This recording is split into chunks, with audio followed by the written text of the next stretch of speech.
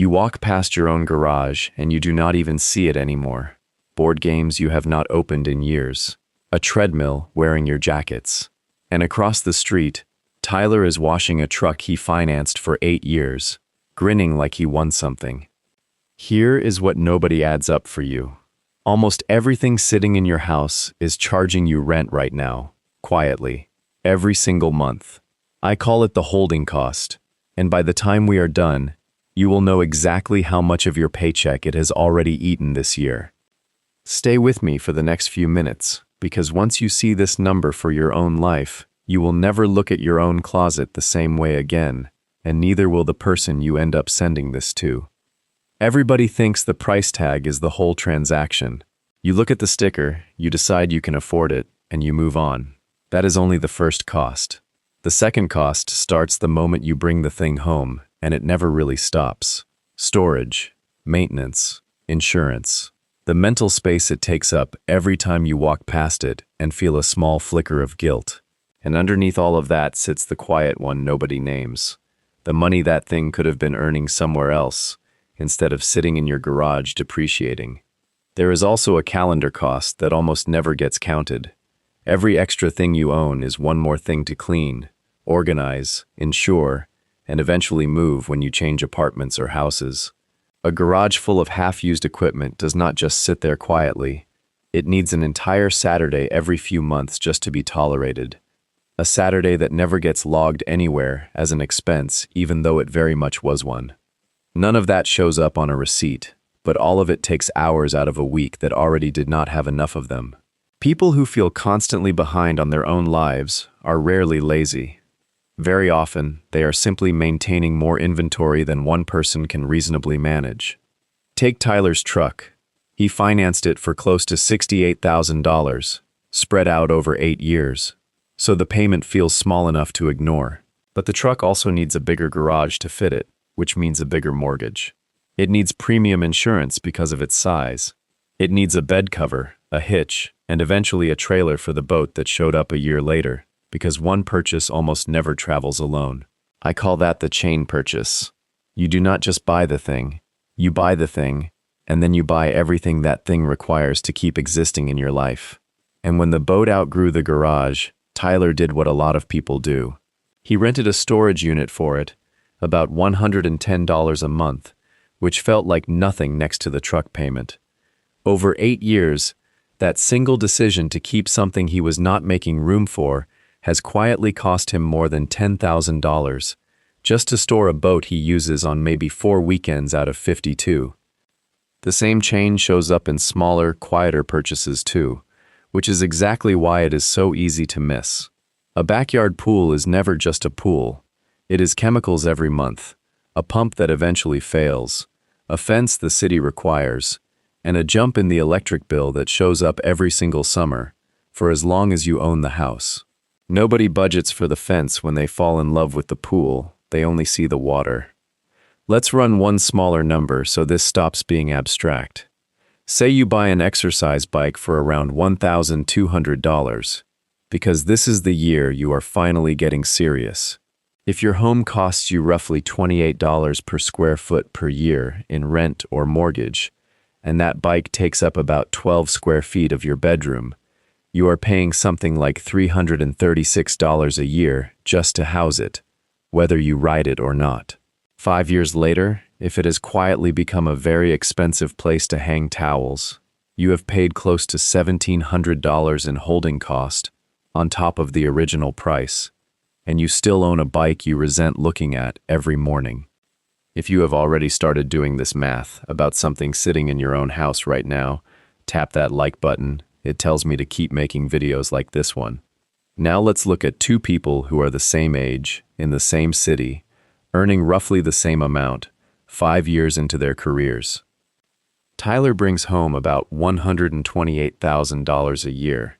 He lives in a 2,400 square foot house with that truck, a boat he uses maybe 4 times a summer, and a home gym full of equipment he stopped touching around month 3. On paper, Tyler looks like he has made it. If you looked at his checking account the Tuesday before payday, you would see less than $400 standing between him and a genuinely bad month. He is not reckless. He is just quietly funding an entire second household made of things. Rachel brings home about $119,000 a year, almost the same number. She rents a one-bedroom apartment, drives a car she bought used 6 years ago, and has never owned a single piece of exercise equipment that ended up as a coat rack. She also has around $91,000 sitting in a brokerage account, quietly paying her a little over $300 a month in dividends, whether she works that month or not. When people meet her, nothing about her says any of this. That is exactly the point. Same city, same rough income, same 5 years. But one of them is 2 missed paychecks away from a crisis, and the other one is already being paid by money she barely has to think about. That gap is not luck, and it is not because Rachel has some secret extra income Tyler does not have. It is the holding cost, compounding quietly in one direction, and the absence of it compounding just as quietly in the other.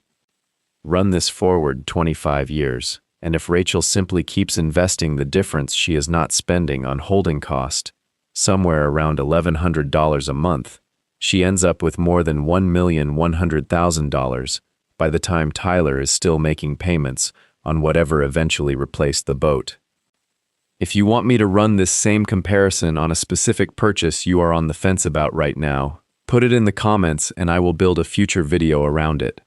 So why does anyone choose Tyler's path with their eyes wide open? It usually is not about the object itself. Economists have a name for this that goes back over a century: conspicuous consumption. The idea that some purchases exist mainly to be seen by other people, not to be used by you. The truck is not really about hauling anything. The boat is not really about the 4 weekends a year someone actually takes it out. It is about a signal sent to neighbors, co-workers, and sometimes your own family that says you have made it, even when the bank account is quietly saying otherwise. The pressure behind that signal is not really personal, it is cultural. Somewhere along the way, most of us absorbed the idea that success has to be visible or it does not count, that if nobody can see the win, you have not really won it. Every feed you scroll through reinforces the same lesson, that the appearance of having made it is worth almost any monthly payment. And the comparison never actually finishes, because it is not measured against your own life, it is measured against whoever just posted something newer. Tyler is not comparing himself to Rachel, because Rachel is quiet, and quiet does not show up in a feed. He is comparing himself to the version of his neighbor that just bought a bigger boat, which means the finish line moves every time somebody else makes a payment. That pressure is the actual villain in this video, not Tyler, and not anyone watching this who recognizes a little of themselves in his garage. Here is the part almost nobody talks about. Once your holding cost drops, something else shows up that has nothing to do with the number sitting in an account. Call it the stillness dividend. Rachel can leave a job she hates without panicking about the mortgage on a house she barely uses. She can negotiate a raise from a position of actually being fine either way, which changes the entire conversation. She can take a slower year if her family needs her to, because nothing she owns is demanding to be fed every month. Tyler cannot do any of that, not because he is a bad planner, but because everything he owns has a bill attached to it, and those bills do not care how tired he is. Last year, Rachel's company tried to move her into a role she did not want, on a timeline that did not work for her family. She said no, calmly, and asked for a different arrangement instead. She could say no because nothing in her life was demanding a specific paycheck to survive the month. Tyler has said yes to things he did not want more than once, not because he lacked the courage to say no, but because saying no felt like a risk he genuinely could not afford, with a truck payment and a storage unit both due on the 1st. Optionality is the real prize here, not the number in the account. Being rich means having a lot of things. Being free means having a lot of choices. Those are not the same word, even though we tend to use them like they are. If nobody in your life talks about this stuff honestly, consider subscribing, because that is exactly what happens here every single week. So let's turn this into something you can actually use this weekend. Here is the short version of how you lower your own holding cost, starting today. None of these 6 steps require a raise, a side hustle, or a single new app. What they require is doing all 6 together, because any one of them on its own just slows the leak, and the goal here is to close it. Step 1. Run the replacement test. Walk through your own house and look at anything that cost more than about $50. Ask yourself honestly, if this disappeared tonight, would you spend money tomorrow to replace it? If the answer is no, it was never really an asset. It is a bill you quietly agreed to pay forever, and it is allowed to leave. Step 2. Watch for the chain purchase before you buy, not after. Before you buy anything, with a motor, a hitch, or a subscription attached, ask what else that purchase is quietly going to require over the next 12 months. If the honest answer is a longer list than you expected, price in the whole chain, not just the sticker, before you sign anything. Step 3. Put real friction between you and anything over $50 that you did not walk into the store planning to buy. Wait 3 full days. Delete the saved card if you have to. Most of that urgency, the feeling that you absolutely need it tonight, is gone by the second morning, and you rarely even remember what it was by the 4th. Step 4. Remove the friction in the other direction. Whatever you are trying to save, move it out of your checking account the same day your paycheck lands, before you ever see the number and start making plans for it. Money you never see is money you cannot accidentally spend on holding cost.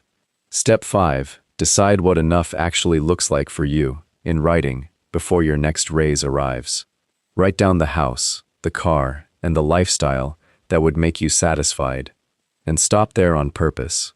If you never define it, every extra dollar you earn will quietly find a new bill to attach itself to, and you will feel just as tight at twice the income as you do right now. Step 6. Before you buy anything meant to signal that you have made it, ask the only question that actually matters. Does this buy me a better life, or does it just buy me a better look from the outside? Those are 2 very different purchases wearing the exact same price tag, and only one of them is worth the holding cost. If you know somebody who just signed up for a payment they cannot really afford, send them this video before it gets worse, not after. Go back to that garage for a second, the one you walked past at the start of this video. Somewhere in there is at least one thing quietly charging you rent for a life you are not actually living. Tyler is still out there this weekend, washing a truck that is, in a very real sense, washing him. Rachel is not doing anything special today. She is just not paying for anything she does not use, which sounds boring, until you notice it is the exact same habit sitting underneath every version of real freedom. Your homework this week is small. Find 3 things in your own house that fail the replacement test, and actually sell them or give them away, this week, not someday. Take whatever that frees up, even if it is only worth $100, and move it toward the side of the ledger that pays you instead of the side that bills you. None of this requires anyone else to notice. That is what makes it work. The people who end up with real options later are rarely the ones who looked the richest along the way. They are the ones who quietly kept their holding cost low enough that money could actually move, instead of just sitting still under a truck cover or a pool fence, waiting to be maintained. If you are ready to stop paying rent on things you do not use, hit subscribe, because next week we run this same accounting on something even bigger than your garage, and probably closer to your own front door than you think.